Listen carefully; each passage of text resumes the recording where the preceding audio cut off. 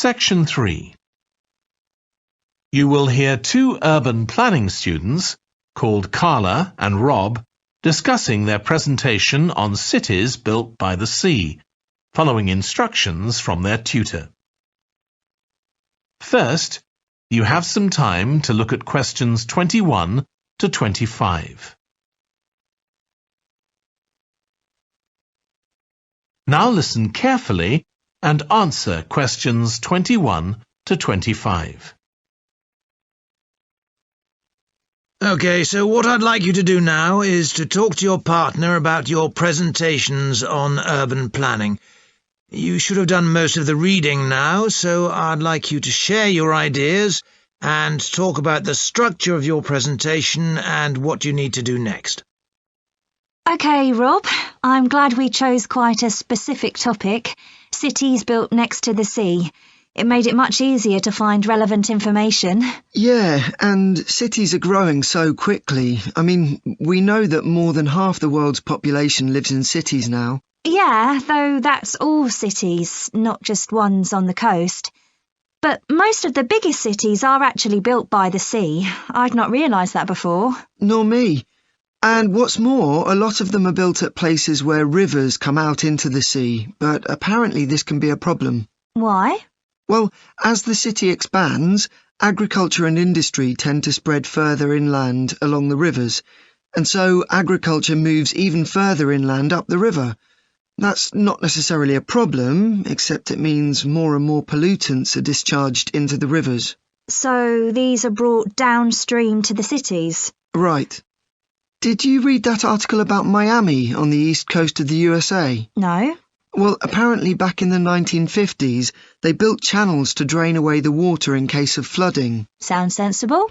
Yeah, they spent quite a lot of money on them, but what they didn't take into account was global warming. So they built the drainage channels too close to sea level, and now sea levels are rising, they're more or less useless. If there's a lot of rain, the water can't run away. There's nowhere for it to go. The whole design was faulty. So what are the authorities doing about it now? I don't know. I did read that they're aiming to stop disposing of wastewater into the ocean over the next 10 years. But that won't help with flood prevention now, will it? No, really, they just need to find the money for something to replace the drainage channels in order to protect against flooding now. But in the long term, they need to consider the whole ecosystem. Right. Really, though, coastal cities can't deal with their problems on their own, can they? I mean, they've got to start acting together at an international level instead of just doing their own thing. Absolutely. The thing is, everyone knows what the problems are, and environmentalists have a pretty good idea of what we should be doing about them, so they should be able to work together to some extent. But it's going to be a long time before countries come to a decision on what principles they're prepared to abide by. Yeah, if they ever do. Before you hear the rest of the discussion, you have some time to look at questions 26 to 30.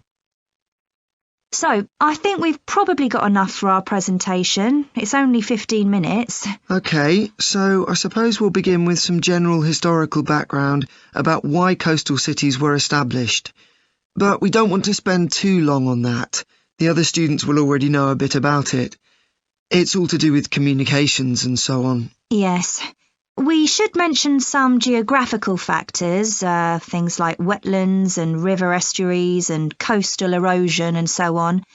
We could have some maps of different cities with these features marked. On a handout, you mean? Or some slides everyone can see? Yeah, that'd be better. It'd be good to go into past mistakes in a bit more detail. Did you read that case study of the problems there were in New Orleans with flooding a few years ago? Yes, we could use that as the basis for that part of the talk. I don't think the other students will have read it, but they'll remember hearing about the flooding at the time. OK. So that's probably enough background. So then we'll go on to talk about what action's been taken to deal with the problems of coastal cities. OK. What else do we need to talk about? Maybe something on future risks, looking more at the long term if populations continue to grow? Yeah, we'll need to do a bit of work there. I haven't got much information. Have you? No, we'll need to look at some websites. Shouldn't take too long. OK. And I think we should end by talking about international implications. Maybe we could ask people in the audience. We've got people from quite a lot of different places. That'd be interesting if we have time, yes. So now, shall we go on? That is the end of section 3. You now have half a minute to check your answers.